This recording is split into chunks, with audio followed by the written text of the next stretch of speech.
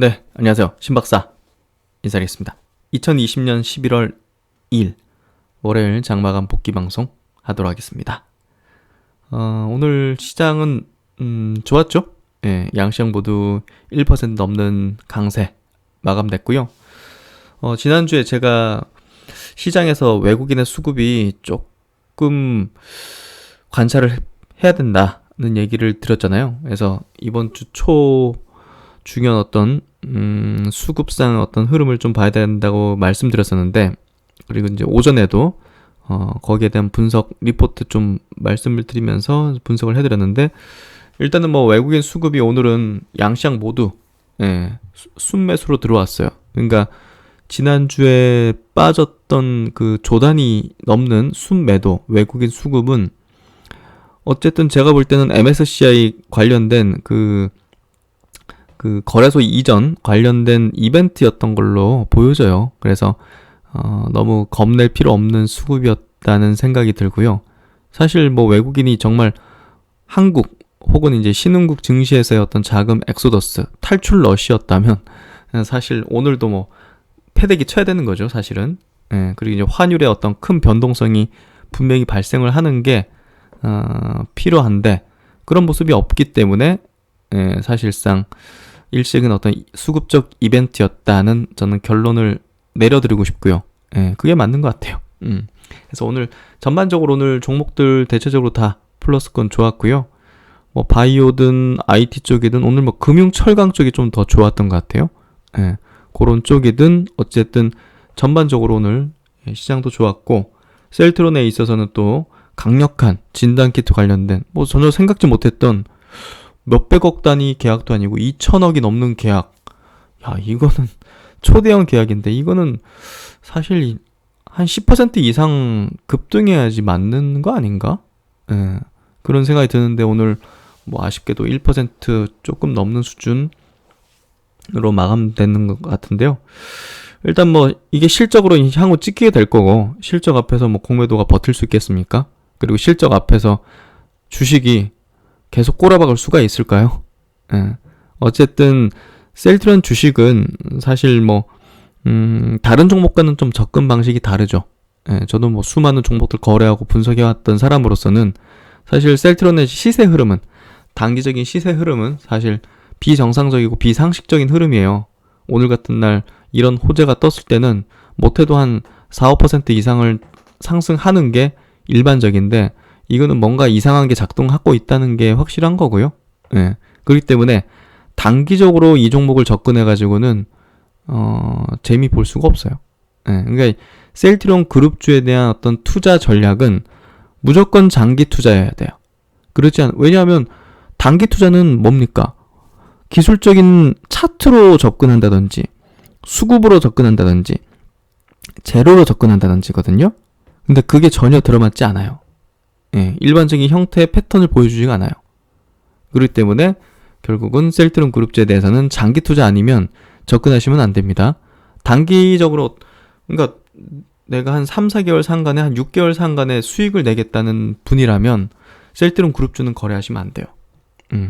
제가 스마트 리포트 짚어드리는 뭐 그런 종목분들 쪽으로 가시던지 해야지, 전혀 이쪽은 재미 볼 수 없다, 이런 얘기를 드리고 싶고요. 그래서 이제 이 진단키트 관련된 매출까지 찍히면 결국은 올해 셀트론의 어떤 매출은 2조 원 수준은 거뜬히 내올 것 같거든요. 지금 기관들의 올해 셀트론의 실적 전망치는 1조 7천억에서 1조 8천억 언저리거든요. 그러니까 진단키트가 제가 볼 땐 이번에 미국에서 2,100억 계약 맺은 게 시작이라고 볼 수밖에 없어요. 이게 이제 신속 항원 진단키트고, 또 항체 진단키트 또 따로 있고, 휴마시스랑 하는 거, 이런 것들이 결국은 후속적으로 또 유럽이라든지 이런 쪽으로 공급 계약이 맺어질 가능성이 아주 높다고 보여지기 때문에 결국은 진단키트 매출의 어떤 시작점이다, 그렇게 좀 생각이 되고요. 오늘 시세 흐름 별로 안 나온 거 걱정하지 마십시오. 그리고 너무 신경 쓰지 마십시오. 아셨죠? 셀트론은 재료와 그 시세가 이 정비례스럽게 가지 않는 종목입니다. 그렇기 때문에 갑자기 어느 순간에 왜 갑자기 오르지 하는 순간에 한 5, 6%, 10% 이렇게 오를 수가 있는 거예요. 예. 그렇게 접근하면서 보셔야 되고요. 오늘 전기차 배터리 소재 쪽, 수소차 핵심 유망주 쪽으로도 제가 괜찮은 리포팅이 있어가지고 그거 보면서 좀 설명드리는 시간을 한번 같이 가져보도록 하겠습니다. 그래서 오늘은 셀트론 진단키트 관련된 내용들을 좀 얘기 드리도록 할게요. 먼저 이제 오늘 장 마감부터 말씀드리겠습니다. 코스피 지수 1.46% 상승했고요. 코스닥 지수 1.23% 상승했습니다. 그래서 일단 아시아권 증시랑 비교를 해볼게요. 아시아권 증시도 전반적으로 강했어요. 니케이 일본 지수 1.3% 상승, 홍콩 항생 1.7% 상승. 그러니까 지난주 말미에 하락했던 게 아시아권 전반적인 어떤 수급적인 요인이었다는 결론을 저는 내리는 게 맞다고 봐요. 대만도 보시면 오늘 밑꼬리 그리면서 플러스 0.36% 상승. 상해 증시도 플러스권 상승. 결국은 이제 크게 두려워할 구간은 아닌 것 같아요. 어느 정도 내려올 만큼 내려왔다 보여지고요. 이번 미국 대선의 어떤 기점으로 해가지고 저점을 좀 확인하지 않을까? 그런 생각이 들거든요. 대선 때 한번 충격 파동 받을 수도 있는 거고, 그건 뭐 알 수 없지만, 그러니까 어느 정도 이제 거의 뭐 단기 바닥권에 다다랐구나 하는 생각을 해볼 수 있는 그런 구간까지 온 것 같아요. 그래서 코스피도 지난 금요일 날은 특이하게 빠졌거든요. 어쩔 수 없이 빠지는 그런 느낌. 오늘 뭐 한방이라고 표현까지는 아니지만 그래도 이제 양봉으로 이렇게 딱 섰다는 것 자체는 지난 금요일 하락분의 절반 이상을 회복하는 어떤 상승으로 마감했다는 거는 여기 좀 저점 찍힐 수도 있고 미국 대선 때문에 121선 근방까지 다시 한번 누를 수도 있고 뭐 그건 뭐 모르죠. 하여튼 크게 지금 뭔가 리스크가 발동되면서 시장에서 막 위기감이 막 표출되거나 그런 느낌은 아니야. 그런 수급은 아니야. 이해되시죠? 코스닥 쪽도 사실은 여기서는 일반적인 패턴으로는 여기서 뭐 도지형 정도 나온다든지 이런 식으로 나오는 게 일반적인 패턴이에요. 저도 이제 뭐 기술적인 패턴들은 그동안 많이 노하우상으로 갖고 있으니까. 근데 특이하게 여기서 장대 음봉으로 밀어버렸잖아요. 이게 그러니까 특이한 수급 이벤트 때문에 빠진 거예요. 굉장히 확률상 낮은 확률로 이런 게 발생하는데 특이하게 발생된 거죠. 그래서 그걸 좀 회복해주는 시세가 오늘 좀 나와졌다. 괜찮은 것 같아요. 수급으로 보더라도요. 오늘 외국인은 거래소에서 480억, 코스닥에서 1200억 순매수, 기관도 약간의 플러스, 선물도 이제 플러스. 그래서 나쁘지 않은 것 같고 선물도 1.26% 상승으로 마감됐네요. 그럼 종목 단으로 한번 들어가 보도록 하겠습니다. 오늘 뭐 삼성전자 1.4% 오르고 그냥 오늘은 좀 시장에 의해서 종목들이 올랐다 보면 될 것 같아요. 하이닉스는 약간 빠졌고 네이버는 1.5% 정도 빠졌고 삼성바이오가 2.35% 상승. 그러니까 이게 추세 돌리는 형태로 좀 보여지는 것 같아요. 지금 흐름이 전개되는 게. 그래서 뭐 전반적으로 바이오 업종에는 좋은 어떤 흐름 리드해주는 그런 형태 같고요. LG화학 같은 경우 오늘 장 초반에 막 엄청 밀더라고요. 3.7% 마이너스까지 갔다가 추세가 좀 전환되는 형태? 그런 형태로 좀 만들어지는 것 같아요. 오늘 완전히 양봉으로 밑꼬리 그리고 추세 전환의 어떤 신호 형태의 봉 형태가 좀 떴어요. 뭐 빠질 이유는 없잖아요, 사실은.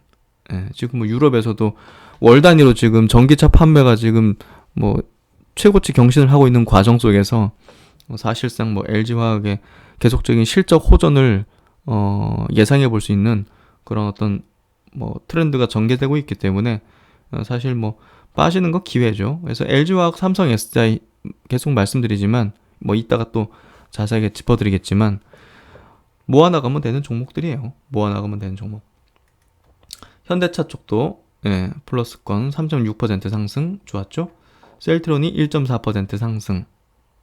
삼성 SDI는 오늘 약간 좀 마이너스네요. 0.45% 마이너스. 지난 금요일날 외국인 수급이 많이 들어왔는데 오늘 약간 빠졌거든요. 예, 그래서 조금 수급 영향인 것 같아요. 특별한 이유는 없죠. 카카오 1.3% 상승. 그러니까 네이버 카카오가 그래도 중장기 이평선에서 지지받는 형태예요. 예. 현대모비스도 플러스권으로 마감. 오늘 뭐 포스코 같은 이런 철강주, 현대제철 이런 종목들이 좀 좋았고요. 3.8%면 많이 상승했네요. 저가 메리트라고 보면 될 것 같고요. 경기 회복 기대감 정도, 예, 그렇게 좀 보면 될 것 같아요. 은행주들 KB금융도 4.7%, 신한지주 4.6%, 은행주, 철강주 뭐 꽤 좋았네요. 하나금융지주도 6% 상승. 그래서 최근에 이제 좀 짚어들었던 종목 중에서 SK바이오팜 같은 경우는 이번에 이제 MSCI 반기 리브 편입 그 가능성이 굉장히 높기 때문에 수급이 최근에 조금 좋았던 것 같아요. 기관들도 그렇고 외국인들도. 그래서 그런 영향 때문에 제가 좀 분석해드린 시점 자체가 요때 보호해수 물량 나왔을 때가 저점인 것 같다 말씀드렸잖아요. 그래서 시장 대비 좀 나쁘지 않은 흐름을 최근에 보여주고 있는 것 같고요.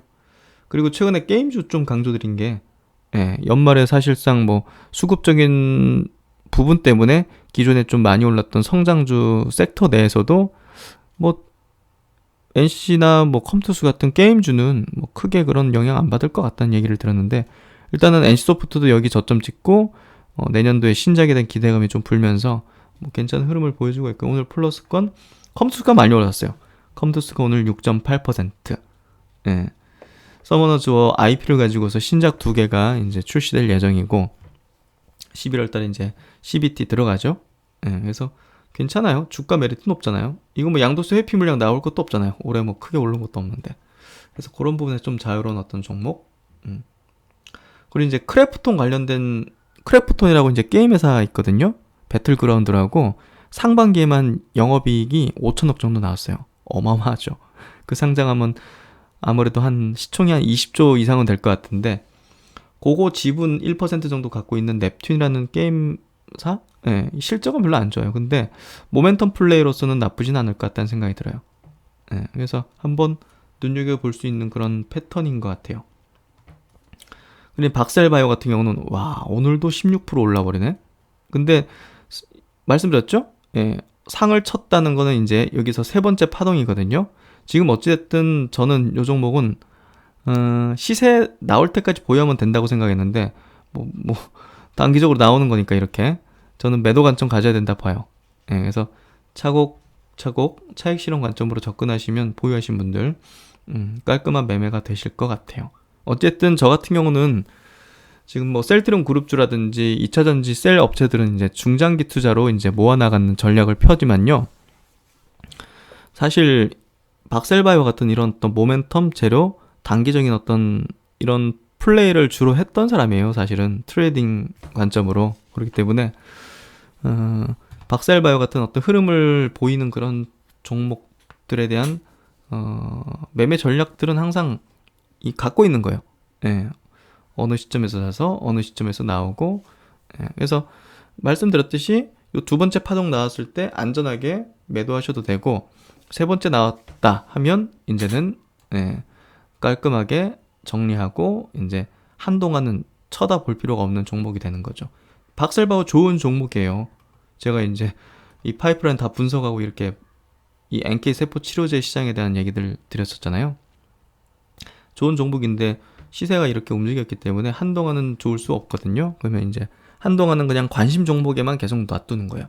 그리고 나중에 또 시총이 한 2천억 미만으로 빠진 뒤에 오랜 기간 횡보하면 그때 다시 사면 돼요. 예. 저의 어떤 단기적인 어떤 매매의 어떤 스킬, 어떤 시나리오 이런 것들 좀 이제 이해되시죠? 제가 하는 전략. 그렇게 좀 보시면 될 것 같고요. 그리고 최근에 대한유화 좀 중요하게 말씀드렸잖아요. 이게 2차전지 소재 쪽으로 이제 시장에서 바라다 보면서 그쪽에 대한 실적이 이제 나올 거기 때문에 시세가 이제 어떤 우상향 패턴을 보이기 시작하는 그런 종목이다. 화학주가 아니다, 이제 시장에서 볼 때는. 그렇게 좀 설명드린 종목이고요. 그리고 이제 박셀바이오가 이제 NK 세포 치료제로 시장에서 이런 관심을 끌고 있기 때문에 NK맥스 그리고 녹십자 셀 같은 종목들을 주목해 볼 필요가 있다. 이런 얘기를 드리고 싶네요. 최근에 이제 좋은 어떤 호재 내용들도 나오거든요. NK맥스는 제가 뭐 블로그에도 최근에 뉴스들 계속 업데이트를 시켜드리고 있고, 뭐 자리도 좋죠. 예. 녹시자 랩셀도 마찬가지로 뭐 특별한 재료까지 지금 나온 거는 없지만 그래도 좋은 위치까지 내려온 것 같아요. 그래서 NK맥스, 녹십자 랩셀도 박살바이오 같은 NK세포 치료제 관련 주다. 예, 그렇게 좀 보시면 될 것 같고, 제넥신 오늘 3.5% 상승했죠. 예, 여기서 저점 다지는 것 같아요. 예, 그렇게 좀 보시면 될 것 같고, 녹십자 같은 경우는 제가 이제 안전하게 한 절반 정도 매도하고 절반 정도 홀딩하는 식으로 가보자. 재료는 뭐 여전히 살아있고, 그리고 지금 보시면 다른 바이오주하고 다르게 최근에 추세가 전환되고 빠르게 전고점까지 올려준 형태다. 혈전치료제, 코로나 이제 백신 CMO 이 두 가지 메가톤급 재료를 갖고 있다 말씀드렸죠. 그래서 그렇게 전략 한번 해보시면 좋을 것 같고요. 아직까지는 뭐 괜찮은 흐름인 것 같아요. 오늘 바이넥스가 좀 많이 올랐죠? 9.2%. 오늘 뭐 뉴스가 좀 나왔는데요. 그 화이자 코로나 백신 쪽에 이제 CMO 그 가능성 그런 것들이 좀 부는 것 같아요. 결국 이제 이 CMO 기업이기 때문에 백신 관련된 이런 어떤 내용들이 꾸준히 나오는데 이게 뭐 어떻게 될지 모르죠. 예, 아직까지 뭐 루머 형태인 것 같고, 근데 시세가 끝난 어떤 흐름은 아니라고 좀 보여지거든요. 저번에도 얘기 드렸지만, 그래서 나쁘진 않을 거라는 생각이 듭니다. 그리고 이제 오늘 덧글 보다가 종목 좀 물어보신 분들 계셔가지고 아이큐어 물어보신 분 계시더라고요. 아이큐어는 뭐 제가 중기적인 관점으로 계속 말씀드리잖아요. 어쨌든 아이큐어 중기적인 관점에서 뭐 큰 뭐 변동은 없잖아요, 최근에. 그래서 요때는 제가 이제 요걸 분석 스마트 리포트 올려드리고 나서 바로 급등해가지고 단기적으로는 좀 매도하셔도 된다. 근데 중장기 관점이라면 홀딩해도 된다. 이렇게 말씀드렸죠. 그래서 중장기 관점으로는 무난하게 저는 홀딩 관점 계속 말씀드리고 싶고요. 어쨌든 뭐 올해 말에 또 이제 국내 3상 치매 패치제 그 관련된 종료 그 모멘텀이 있고요. 또 이제 미국 쪽에 이제 그 임상 진행하는 부분 셀트론과 함께 그런 모멘텀이 있기 때문에 부담 없는 것 같아요. 뭐 전환사채 나오는 물량들은 뭐 어쩔 수 없는 거고 그거는 그렇게 좀 보면 될 것 같고 저는 부정적으로 보지 않습니다. 그리고 지금 가비아가 최근에 좀 빠졌잖아요. 근데 이제 그때도 한번 짚어드렸어요. 영상 못 보신 것 같은데 문제는 없어요. 전혀 문제 없잖아요. 이 종목이 뭐 문제가 될 게 있나요? 최근에 나온 뭐 기사나 그런 내용도 전혀 없는 것 같고요. 그냥 조정받았다 보시면 될 것 같아요. 그러니까 이 시총이 이제 작은 종목군들은 뭐 변동성이 이제 높기 때문에 뭐 20% 내외 정도의 어떤 조정이라든지 뭐 한 30%까지도 조정이 나올 수 있거든요. 바이오주들 같은 경우는 뭐 40%막 이렇게도 나오니까 조정이. 그래서 사실상 그냥 조정이라고 보시면 될 것 같아요. 중기적인 관점에서 조정. 그리고 이제 인트론 바이오 같은 경우도 제가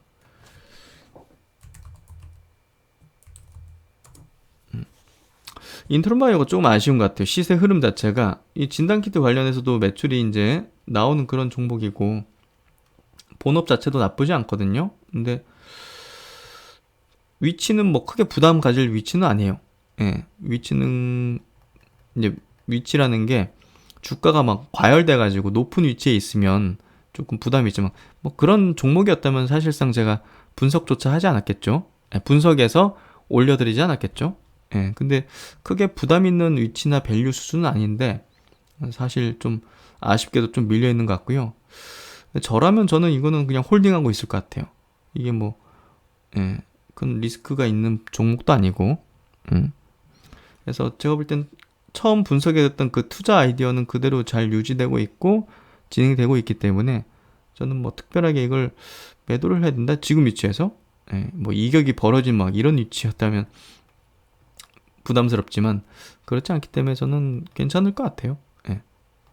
그리고 셀레버리 물어보신 분 계셨는데 셀레버리 같은 경우는 사실 지금 뭐 글로벌 제약사들과 계속적으로 미팅을 하고 있다고 하잖아요. 이 전송 기술 TSDT라는 이 전송 기술을 가지고서 계속적으로 이제 라이선싱 추진하고 있다고 하거든요. 그리고 코로나 치료제 이제 약물 재창출이죠. 기존 거 가지고서 그것도 이제 그 원숭이 대상으로 이제 계속 진행을 하고 있고. 근데 저는 여기서 만약에 파동 한번 나오면 정리를 하는 게 깔끔할 것 같아요. 예, 지금 올라온 위치 이격도 그리고 사실상 이게 만약에라도 라이센스 아웃이 된다면 시세로서는 사이클 끝났다고 봐야 되거든요. 아셨죠? 예. 이것 때문에 지금 이런 것 때문에 계속 이렇게 올라올 수 있었던 거거든요. 이거 세력이 끌어올린 거예요. 전형적인 세력주 패턴이에요, 이거는. 그렇기 때문에 시총이 지금 1조 6,700억. 와, 이건 좀 작정하고 끌어올린 것 같고요. 이번에 무너지면 이거는 제가 볼 때는 다시는 이 시총 올 수 없다고 봐요. 이 종목. 예, 아셨죠? 혹시라도 이제 이거 갖고 계신 분, 예, 이거 홀딩하고 계신 분, 제가 볼 때는 한 번 슈팅 나오면, 예, 그게 어떤 재료든 한 번 슈팅 나오면 정리하시는 게 제가 볼 땐 굉장히 안전하실 것 같아요. 예, 아셨죠? 그러면 이제 본문 내용 들어가도록 하겠습니다. 일단 코로나 상황부터 한번 체크해 볼게요. 코로나가 지금 뭐 유럽 쪽에서는 지금 봉쇄, 제한 조치가 계속 되고 있고요. 보시면 최근에 계속적으로 이렇게 신규 확진자가 증가하면서 유럽에서도 지금 보면 30만 명이 하루에 늘어나네요. 네, 그렇죠. 사망자도 지금 2,000명, 3,000명꼴로 하루에, 와, 하루에 3,000명이 사망자가 유럽에서 진짜 심각하네요. 그래서 지금 유럽 같은 경우는 프랑스, 영국, 이탈리아, 스페인 이런 주요 5개국에서 전부 다 지금 제한 조치, 외출 제한, 식당, 술집, 영화관, 이동 금지령 4주간 이런 것들 있잖아요. 예. 이런 것들이 벌어지고 있기 때문에 정말 일단 뭐 1, 2주 뒤에 정도부터는 확진자 수가 이게 감소하겠죠. 그래서 증시로 친다면 이제 반격할 수 있는 추세가 전환될 수 있는 그런 명분이 된 거다. 이렇게 좀 생각해 보면 될 것 같고요. 그만큼 또 이제 부양책이 나올 수 있는 그런 어떤 명분을 가질 수 있는 거죠. 글로벌 신규 확진자 사망자 수도 지금 보시면 뭐 계속적으로 이렇게 증가하는 추이, 미국도 증가하는 추이를 계속 보여주고 있습니다. 미국도 하루에 1,000명씩 사망자가 생기고 있네요, 지금. 그렇죠? 10만 명 증가하고 1,000명 사망자 나오고, 야, 이거 참. 그래서 전 세계 단위로는 지금 5,000명, 6,000명이 지금 하루에 사망자로 나오고 있고 50만 명꼴로 확진자 수가 증가하고 있다. 그렇게 좀 보고 있으면 될 것 같고요.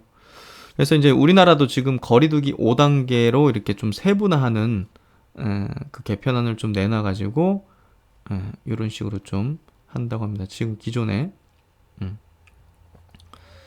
그래서 우리나라도 조심해야죠. 이번에 그 할로윈 데이라 해가지고 굉장히 좀 많이 위태로운 어떤 상황이 좀 생긴 것 같은데 다들 좀 방역에 계속 조심하셔야 될 것 같습니다.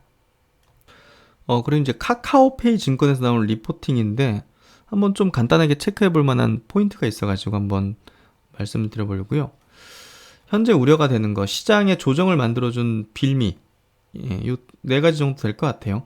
미국 대선 불확실성, 대주주 양도세 이슈, 글로벌 락다운 우려, 재정 부양책 대선 전 통과 실패. 그래서 이게 10월 달에 어떤 불확실성을 만들면서 좀 조정의 빌미가 된 것 같고 11월 달부터는 이것들이 불확실성이 아닌 게 돼버리잖아요, 사실은. 사실상 락다운 뭐 사실 뭐 봉쇄하고 있는 거니까 미국까지 봉쇄하면 사실 불확실성은 이제 해소가 되는 거니까 그런 부분에서 11월이 조금 최적의 이제 매수 구간이 될 수 있지 않을까? 그래서 아직은 비중 확대 타이밍은 아니다. 이런 주장을 하고 있어요. 뭐 이 리포팅에 대해서 제가 뭐 전적으로 동의하는 건 아니지만 한번 이런 논리도 한번 보세요. 다양한 시각들을 한번 체크를 해보는 게 또 중요하니까. 그래서 여기서는 지금 11월 중순에서 12월 중순 정도를 비중 확대 적절한 타이밍으로 보고 있다. 왜냐? 지금 개인 투자자가 주도하는 장세인데 레버리지, 뭐 신용이라든지 대출이라든지 이런 것들의 의미 있는 감소가 아직은 안 나왔다. 예, 즉 반대 매매가 제대로 안 나왔다. 신용 축소가 제대로 안 됐다. 그렇기 때문에 아직은 확실한 저점이 아니다. 이렇게 좀 얘기를 하고 있는 거예요. 그래서 이런 논리도 한번 들어보시면 좋을 것 같다는 생각이 들어서 막 무조건 막 이제부터 갑니다. 뭐 이제 저점입니다. 이런 얘기 드리는 것보다 이런 시각도 우리가 한번 들어볼 필요는 분명히 있다. 그래서 보시면 시총 대 신용의 어떤 비율, 그게 아직은 크게 감소한 게 나타났다. 예. 시장 조정 대비해서 신용 비율이 그렇게 내려오지 않았다. 이 얘기를 하는 거예요. 그래서 시가총액하고 신용 잔고의 어떤 비율을 보면 여전히 이 높은 상태를 유지를 하고 있다. 오히려 조정에 따라 가지고 이게 비율이 이렇게 좀 떨어졌다면 모르겠지만 그렇지 않았다. 0.5를 넘어서는 그런 비율을 나타내고 있네요. 퍼센트겠죠? 그래서 아직은 개인 투자자의 어떤 레버리지가 많이 안 내려왔다. 그래서 저점은 조금 더 확인이 필요하다. 이런 주장인 것 같고요. 그럼 반대매매는 언제쯤 나올 것인가? 반대매매 등으로 인한 레버리지의 의미 있는 축소는 언제쯤 확인할 수 있을까? 레버리지 사용에는 뭐 신용, 스탁론, CFD, 주식담보대출 뭐 여러 가지가 있죠. 뭐 근데 이제 우리가 실질적으로 데이터로서 확인할 수 있는 거는 뭐 신용 정도거든요. 나머지는 뭐 확인할 수는 없잖아요. 그래서 여기서는 쉽게 확인할 수 있는 신용융자 잔고를 위주로 판단해 본다. 먼저 신용융자 잔고의 반대매매는 약 16에서 25% 사이 어딘가에서 이루어진다. 고 판단하면 된다. 증권사마다 다른데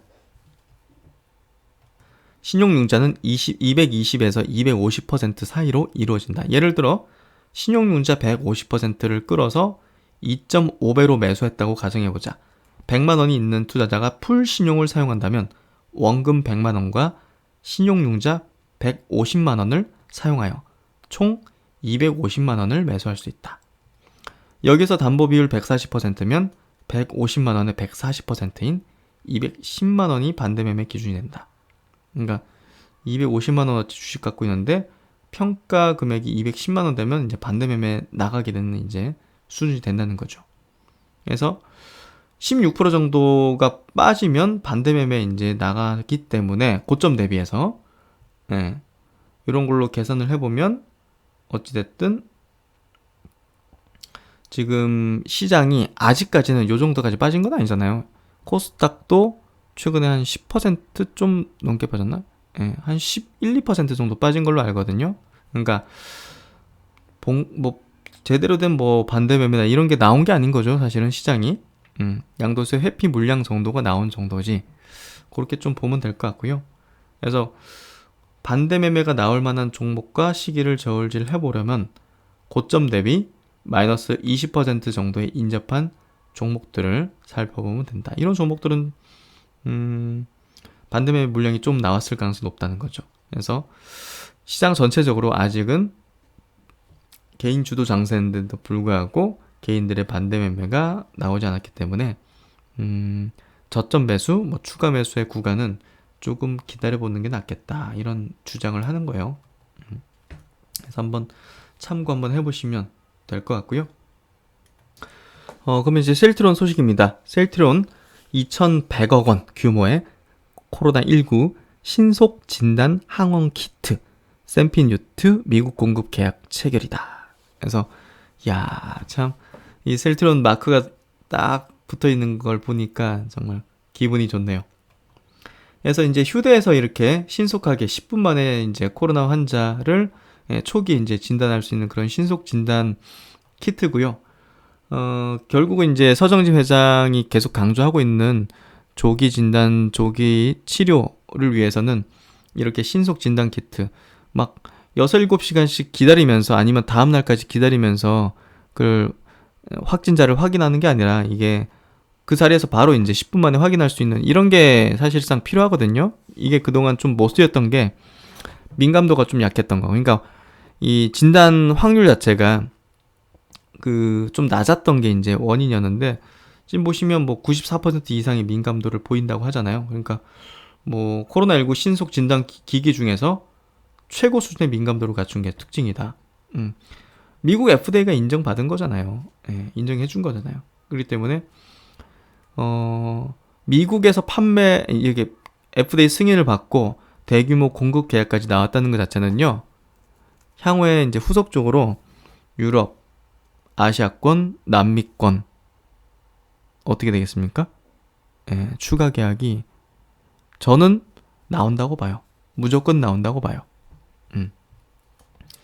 그래서 샘피뉴트 미국 FDA 긴급 사용 승인 획득 직후 2,100억 원 대규모 공급 계약 체결이다.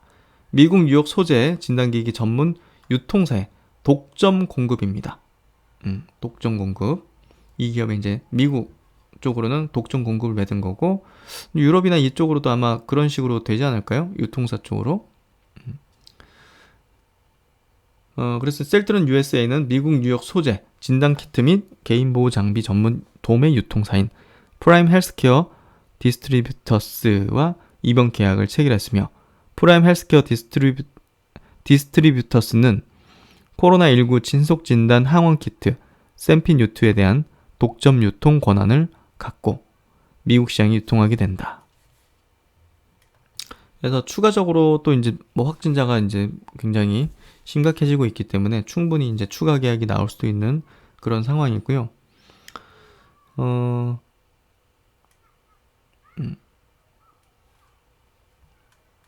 여기 보시면 우리가 좀 추가적으로 봐야 될 부분이, 현재 개발 및 EUA 신청을 앞둔 유럽 쪽 신청을 앞둔 후속 제품들의 출시를 바탕으로 미국뿐만 아니라 코로나19 확산세가 두드러지는 국가를 중심으로 진단키트 공급에 총력을 다해 글로벌 코로나19 방역 효과 극대화에 노력하겠다고 말했다. 그래서 이제 유럽 쪽 이제 후속 제품, 이거 어떤 거 있는지 한번 좀 볼까요? 지난 8월 달에 이제 나온 기사인데요. 셀트론 코로나19 진단키트 2종 미국 판매 개시해서 이번에 샘피뉴트, 처음에 이제 확진자 판별하는 이 신속 진단 키트 같은 경우 이제 이번에 공급 계약 대규모로 맺은 거고, 또 이제 항체 신속 진단 키트 디아트러스트, 이것도 지금 미국에 긴급 사용 승인 신청을 해놨고, 이제 아마 큰 계약 규모가 나올 가능성이 높을 것 같아요. 그래서 이거 패키지로 묶어서 이제 판매가 주로 되는 거고, 이 뒤에 있는 이 디아트러스트 같은 경우는 이제 회복된 환자가 이제 더 이상 바이러스가 있는지 없는지 그걸 검진하고 퇴원시켜 줄 때 쓸 수 있는 그런 용도로서 사용될 것 같아요. 그래가지고 보시면 이미 8월 달에도 이 판매에 대한 전략을 이렇게 갖고 있었어요. 셀트론은 이제 오랜 기간의 재택근무를 마감하고 직원들의 근무 복귀를 앞두고 있는 대형 기관체, 정부 기관들 위주로 샘피뉴트에 대한 수요가 높을 것으로 전망하고, 현지 대형 의약품 도매상을 통해 샘피뉴트를 주로 공급하고, 그래서 이번에 계약이 된 거죠. 그리고 일부 대형 수요처는 직접 계약 형식으로 대응한다는 전략을 세워두고 있다. 뭐 대형 기업체, 뭐 정부 기관, 뭐 이런 쪽은 직접 계약 형태로 대응을 하겠다는 전략을 세워두고 있는 것 같아요. 그리고 샘피뉴트는 코로나19 외에도 독감 등 다른 바이러스성 질환의 진단 POCT로도 활용이 가능하다는 점도 적극 강조할 계획이다. 그러니까 요거 기기 사면, 요거 기기 사면 코로나뿐이 아니라 독감까지 검진할 수 있다. 그 자리에서. 야, 수요 꽤나 높을 것 같은데, 역시나 서정진 회장이 저번에 이제 발언했던 내용이 그대로 이제 되고 있네요. 사실상. 그렇게 좀 보면 될 것 같고, 그러니까 이제 후속적으로 또 이번에 대량 공급 계약 맺은 거는 BBB하고 만든 거고요. 휴마시스하고 만든 거 함께 개발한 코로나19 항체 신속 진단 키트 디아트러스트에 대해서도 FDA 긴급 사용 승인을 신청하고 미국 내 판매를 시작한다. 그래서 이 항체 RDT는 저렴한 비용으로 손쉽게 다수의 환자를 검사할 수 있는 장점이 있으며 항체 형성이 본격화되는 발병 후 일주일 이후부터 민감도를 나타내기 때문에 의료기관에서 완치자 퇴원 확인용 등으로도 널리 쓰인다. 그래서 셀트론 항체 RDT가 항원 POCT와 상호 보완적 역할을 할 수 있다고 판단해서 함께 묶은 패키지 형태로 판매하는 방안을 적극 추진해 상품성을 극대화한다는 방침이다. 초기 확진자 검진에 BBB에 이번에 대형 계약 맺은 걸 쓰고 또 이제 그 회복된 환자들 이 바이러스 있는지 없는지 검사할 때 그 용도로서 또 휴마시스 거 쓰고 해가지고 패키지로 묶어서 쓰면 딱이네요. 예. 그래서 이번에 2,100억 계약 맺은 거 자체에서 이제 추가적으로 이제 아무래도 계약 소식이 나올 걸로 보여지기 때문에 올해 셀트론의 매출은 이거 셀트론 USA에서 직접 이제 판매하는 거잖아요. 예, 그러니까 셀트론의 실적으로 잡히게 될 거고 결국은 이제 매출 2조 원이 거뜬히 넘어서지 않을까 저는 전망합니다. 그래서 최근에 나온 리포팅 SK증권에서 실적 추정한 치를 보면 올해 보면 매출액을 1조 7,700억 정도 잡고 있죠. 내년도 2조 1천억. 근데 야 진단키트에다가 항체치료제까지 성공하게 되면 항체치료제 성공해가지고 거기서도 매출이 찍히면 이거 내년도 매출 자체가 이게 어떻게 될까요? 정말 궁금하네요. 뭐 지금 현재로서는 정확히 뭐 어떻게 예측할 수는 없지만 일단 올해는 2조는 넘길 걸로 뭐 거의 전망되는 것 같고요. 내년도에 코로나 항체 치료제까지 더해진다면 뭐 3, 4조 수준 뭐 거뜬하지 않을까? 그런 어떤 생각이 좀 듭니다. 그래서 리포팅 중에서 또 가장 뭐랄까요 목표 주가를 낮게 제시한 뭐 KTB 투자증권에 나온 실적 전망치를 보면요, 올해 매출액이 가장 부정적인 어떤 그 리포팅을 쓴 쪽도 1조 7천억 정도를 매겨놨잖아요. 그러니까 야 그렇게 보면 뭐 올해 셀트론의 매출액은 뭐 코로나 관련된 실적도 더해지면 뭐 사실 2조는 거뜬하지 않겠느냐 좀 예상할 수 있고, 여기서는 내년도에 실적이 줄어드는 걸로 체크된 전망을 하고 있네요. 21년도에는 1조 7,380억 올해 예상되는 실적보다 적게 역성장하는 걸로 돼 있네. 하여튼 뭐 어쨌든 올해 예상되는 실적이 2조 원은 거뜬할 거라는 거를 가장 뭐 긍정적인 리포트, 가장 부정적인 리포트 동시에 체크해도 뭐 그렇게 나오는 것 같아요. 그리고 이제 항체 치료제 관련돼 가지고 그 기사 나온 거 하나 좀 체크해 볼게요. 항체 치료제 임상 이단 중단해도 그러니까 뭐 릴리사, 리제네론 같은 회사들이 지금 중증 대상으로는 중단됐잖아요. 근데 셀트론은 뭐 잘 진행되고 있다 이런 기사가 나온 것 같고요. 잠깐만요. 이런 소식이 있네. 그래서 이제 그래서 셀트론 측이 최근에 이제 뭐 릴리사라든지 리제네론이 이제 중증 코로나 환자 대상으로 임상시험 중단한 거에 대해서 릴리와 리제네론이 중증 환자에 대해서만 임상을 중단했을 뿐 경증 환자에 대한 임상을 지속한다는 점을 주목해야 한다는 입장이다. 셀트론 측은 코로나19 바이러스는 감염 뒤 일주일 만에 바이러스 검출치가 최대의 이름으로 이 기간에 항체 치료제를 신속하게 투여하는 게 중요하다는 입장이다. 이에 셀트론은 CTP59 개발에서도 조기 진단, 조기 치료를 통해 중증에 이르게 되는 주된 요인인 장기 손상을 방지하는 것을 핵심으로 삼고 있다.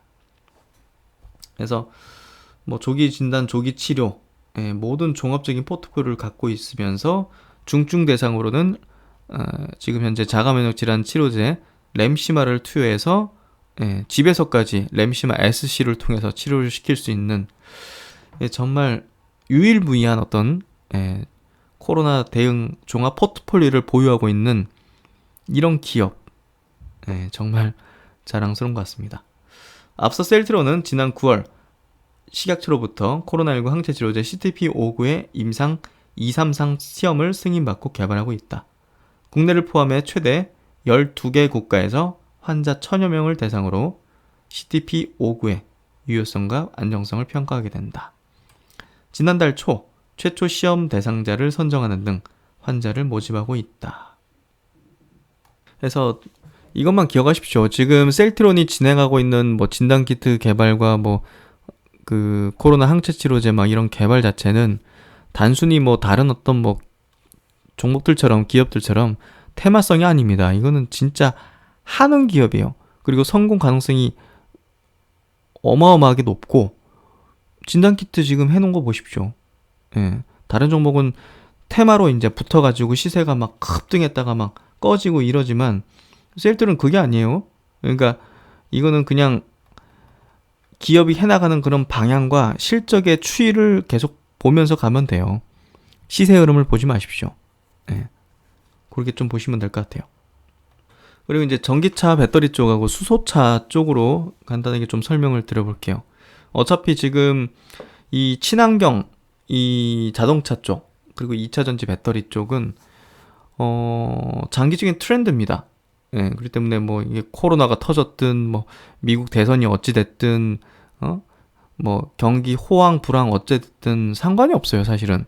그렇기 때문에 오히려 이제 안 좋은 상황이 발생하거나 시장의 어떤 외적인 요인으로 인해서 뭐 주식이 뭐 상당히 좀 떨어지고 하면 좋은 기회라고 생각을 하고요.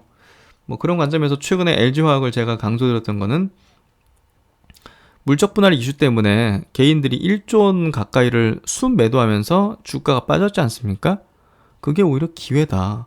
이 기업이 펀더멘털상의 문제가 발생한 게 아니란 말이죠. 예. 그런 것 때문에 결국은 그러한 어떤 걸로 인해서 빠진 시세는 그 시점에서의 투자들의 어떤 심리의 반영이었을 뿐이지 기업이 나아가는 방향은 문제가 없는 거예요. 이런 것들이 결국은 나중에 그런 구간에서 잡은 사람들이 큰 수익을 창출하는 거예요, 결국은. 그래서 LG화학의 이제 뭐 각 기업의 이제 서플라이 체인을 나타낸 그런 표인데요. 한번 보시면 좋을 것 같아서 한번 소개해 드리는 거예요. 그래서 전 세계 이제 배터리사 한 중일이 다 잡고 있죠. LG 그 중에서도 이 5개 기업이 배터리를 다 쥐고 있다 보면 될 것 같아요. LG화학, 삼성 SDI, SK이노베이션, CATL, 파나소닉. 요 5개 사가 이제 과점 체제를 형성하고 있다고 보시면 될 것 같아요. 그 중에서 뭐 한국의 배터리사가 이제 점유율이 가장 높죠. 합쳐서.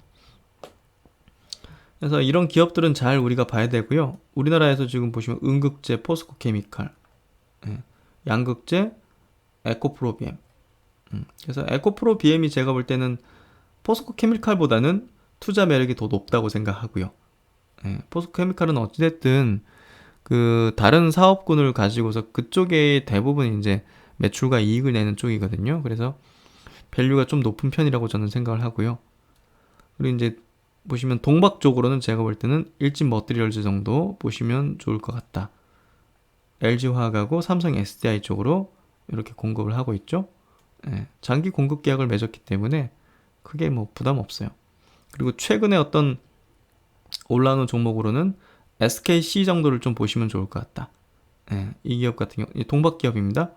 그래서 파나소닉과 국내 배터리 3사 같이 공급을 하고 있습니다.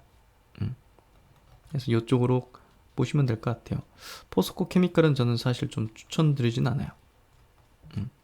에코프로비엠, 일진 머티리얼즈, SKC 정도.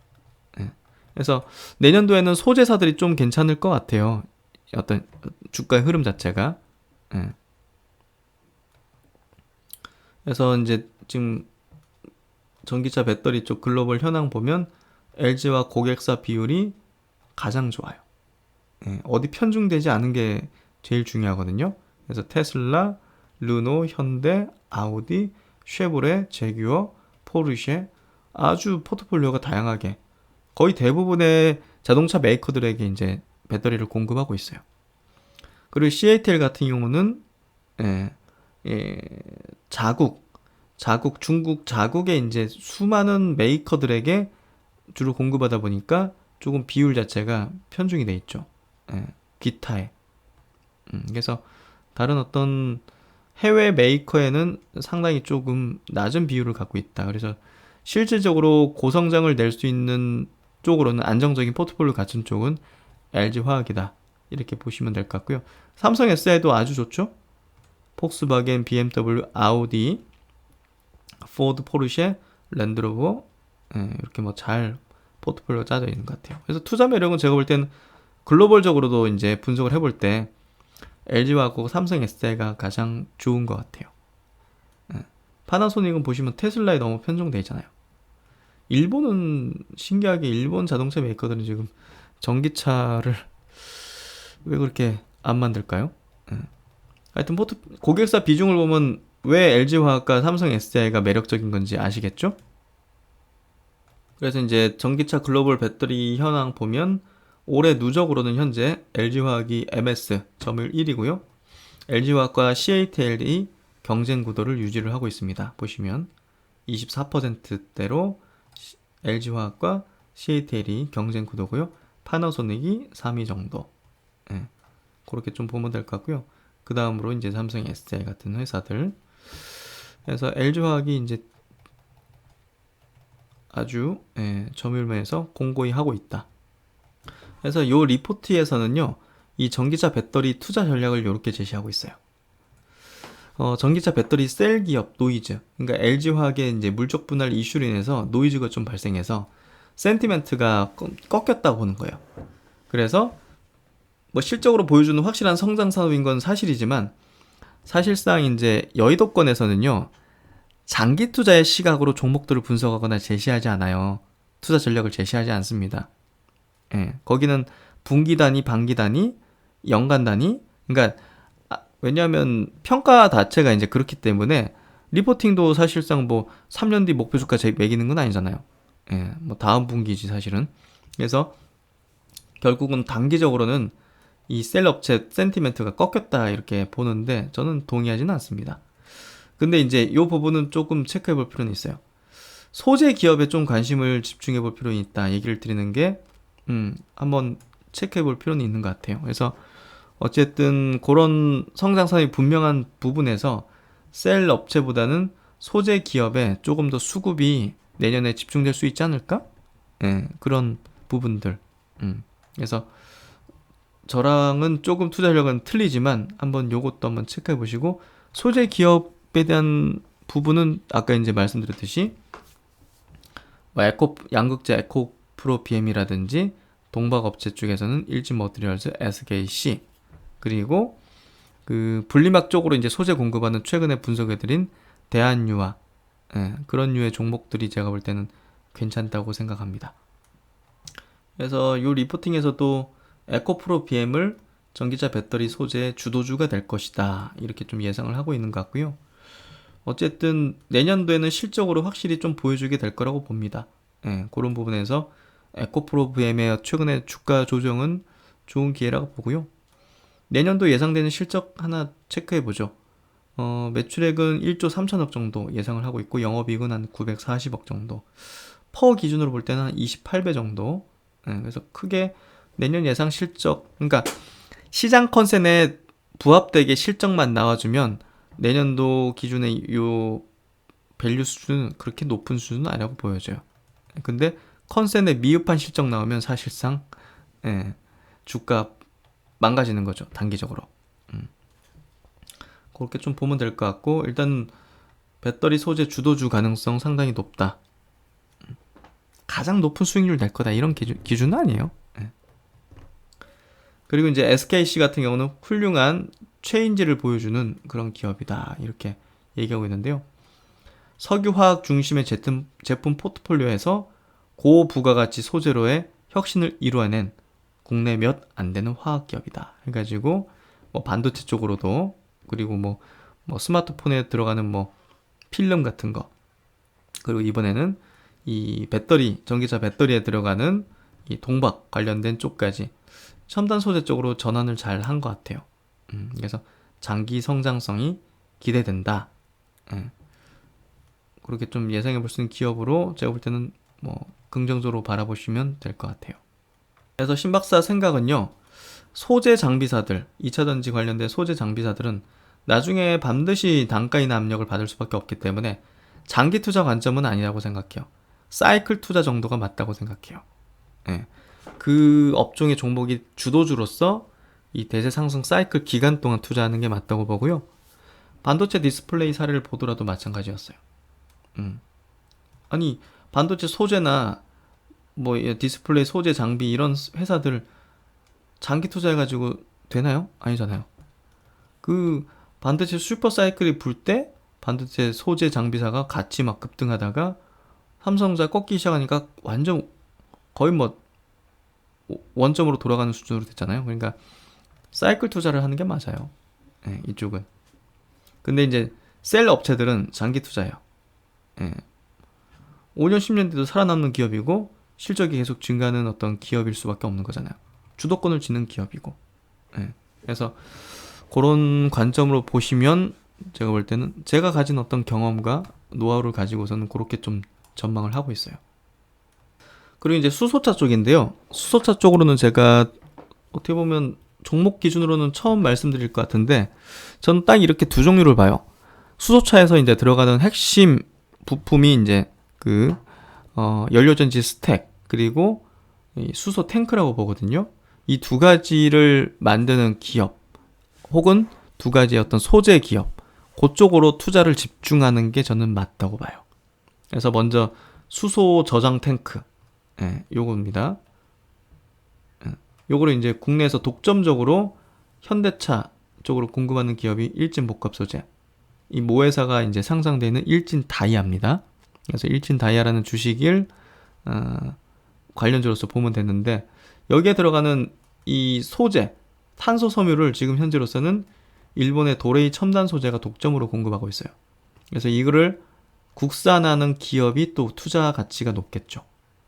그래서 일진 복합 소재 그리고 탄소 섬유를 국산화할 수 있는 기업, 이 두 가지 기업이 투자 매력이 높은 기업이라 보면 돼요. 그래서 수소 연료 전지차, 수소차는요, 이렇게 돼요. 수소가 들어가고 밸브로 이렇게 조절을 하고, 왜냐면 그게 이제 산소하고 이제 비율에 따라 가지고 이렇게 에너지가 만들어지거든요. 그래서 결국은 이거 밸브가 또 굉장히 중요하고요. 탱크에서 밸브 넘어가고 이젝터, 센서류, 이제 연료전지 스택 들어가서 또 이제 물로 분출되죠. 수소이기 때문에 산소와 만나서 물이 형성돼서 그 물이 이제 매연이 나오는 게 아니라 물이 나오는 거죠. 그래서 이걸 또 가습하고 배출하고 그런 식의 돌아가는 거예요, 결국은. 그래서 이제 아까 말씀드렸듯이 이제 그 수소 저장 탱크 소재인 탄소 섬유를 지금 100% 수입을 하고 있는데 일본 업체로부터 국내에서는 지금 태광산업, 효성 뭐 많은 기업이 시도했지만 효성 첨단 소재라는 기업이 지금 유일하게 이제 남아 있어요. 개발을 하고 있어요. 그래서 이 기업에 대한 기대를 많이 가지고 있고요. 국산화하게 되면 엄청난 모멘텀이 발생된다 이렇게 좀 보면 될 것 같아요.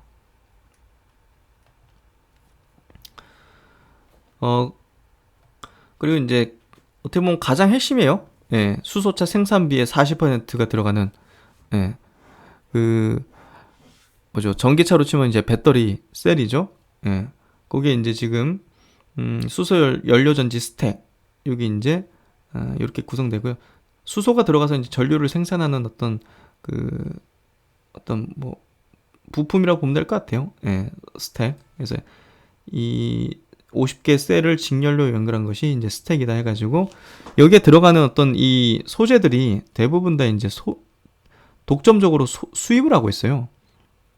이 멤브레인 막 같은 경우도 이제 고어텍스라고 있잖아요. 그 고사로부터 이제 독점 수입을 하고 있는 거고요.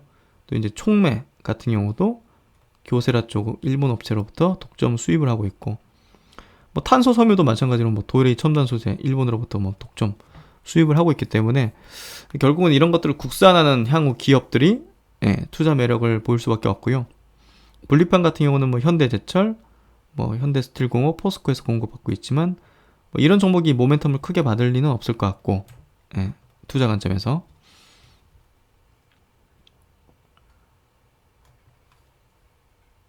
그래서 이 리포트에서 한 세 종목 정도를 꼽는데요. 그 현대차 그룹 안에서 향후에 이제 수소차 관련된 핵심 사업자로 좀 변화가 예상되는 기업이 현대위아예요. 그래서 이 기업을 조금 주목해 볼 필요가 있는 것 같아요. 이 기업이 향후에 친환경 부품 전문 회사로 변모할 가능성이 지금 현재로서는 굉장히 높거든요.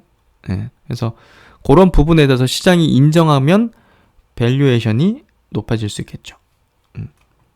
그리고 효성 첨단 소재, 아까 이제 그 수소 저장 탱크 이제 소재를 개발하고 있는 그런 기업이죠. 국내 유일 탄소 섬유 기업이다. 예. 그래서 정부에서도 지원을 이제 받으면서 이쪽으로 향후 국산화를 담당할 예정으로 갖고 있고요. 거기에 따라서 이제 결국은 실적 부분도 아마 큰 어떤 성장을 이룰 가능성이 있다. 예, 그렇게 좀 보면 되는 기업입니다. 그리고 마지막으로 이제 아까 그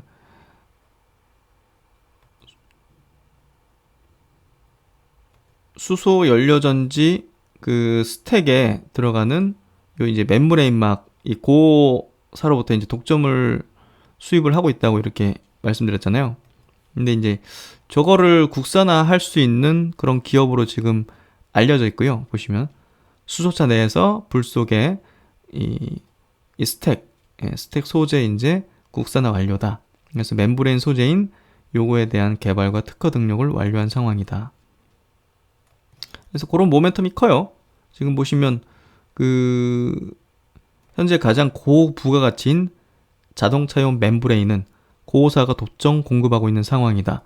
불 속의 멤브레인 제조업체가 제한적이기 때문에 연내 테스트가 성공적으로 진행된다면 향후 해외 시장으로의 진출도 가능할 것으로 판단된다. 그래서 그런 부분에서 국산화 기업이다. 지금 소재 같은 거 국산화하는 기업들은 좀 유심히 봐야 돼요. 그런 것들이 성공하게 되면 정부에서 엄청나게 밀잖아요. 그러니까 그게 쭉 이렇게 공급될 수 있는 그런 여지가 높기 때문에 성장 산업이고 당연히 거기에 대한 밸류에이션을 상당히 높여줄 수가 있는 거죠.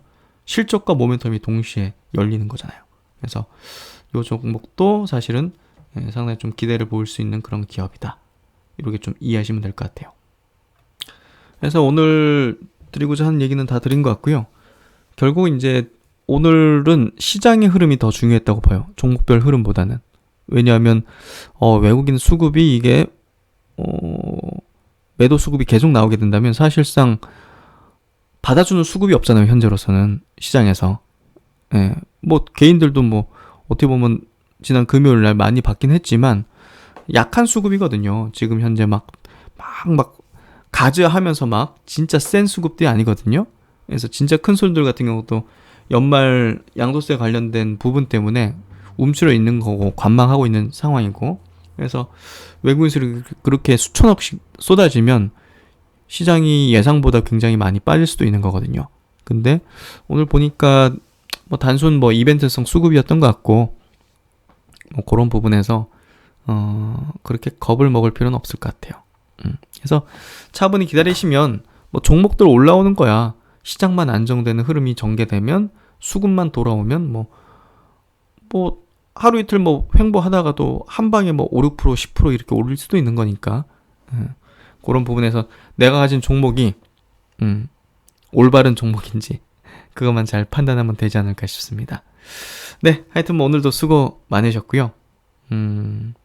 날씨 부쩍 많이 쌀쌀해지니까 건강 유의하시고 항상 화이팅 하시기 바랍니다. 네, 신박사 다음 시간에 뵙도록 하고요. 즐거운 저녁 시간 되십시오. 감사합니다.